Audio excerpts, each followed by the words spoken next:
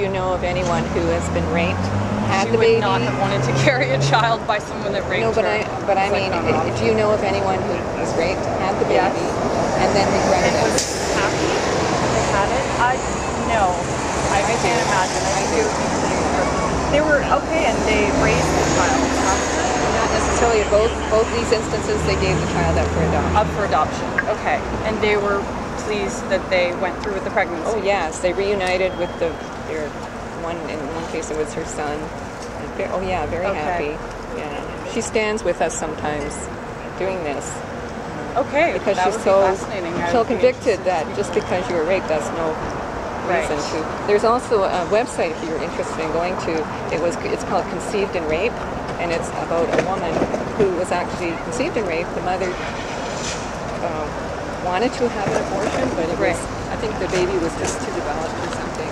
The doctor refused, and she lived. It was kind of her doctor. Right. And now it's very sad. It's not the fault of the child by any means, but as a woman, I would be horrified if I was punished by the medical system for being raped, and then I would have to be forced to spend a year of my life carrying a child when I didn't make the decision to conceive that child in the first place. So I think it's every woman's right. If they feel that they'd like to carry the child, then great, but if they don't and it wasn't their decision to conceive in the first place, I think it's definitely good. So you have the choice to kill your child.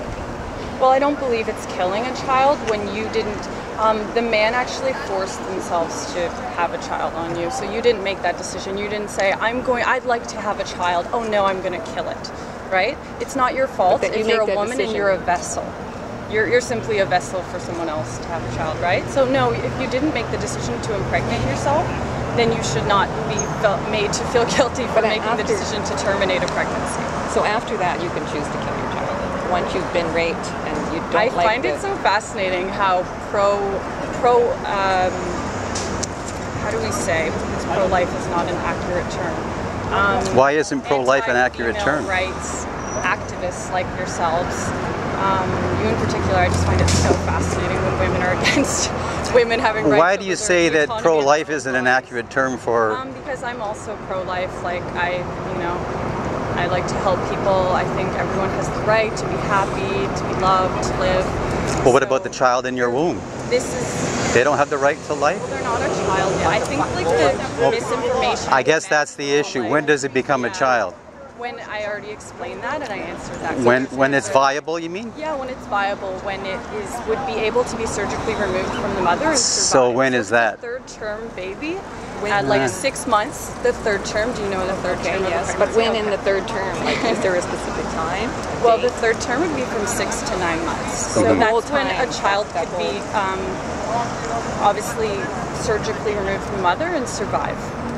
Often, sometimes not, but they're premature babies. So if they're about 24 weeks, 6 times 4 is 24, I guess. Protesters. If they're 24 weeks, that's 6 months. Right. Okay. So 24 weeks and older, they have a fair chance of survival. Yeah. So in that case, you would call that fetus a child. It's a child. It's breathing. It's living. It's But if what? It's a cluster of like molecules and cells, I don't think that. When is it a cluster of molecules and cells? There's a like if you were to cut yourself, that would be a cluster of molecules and cells.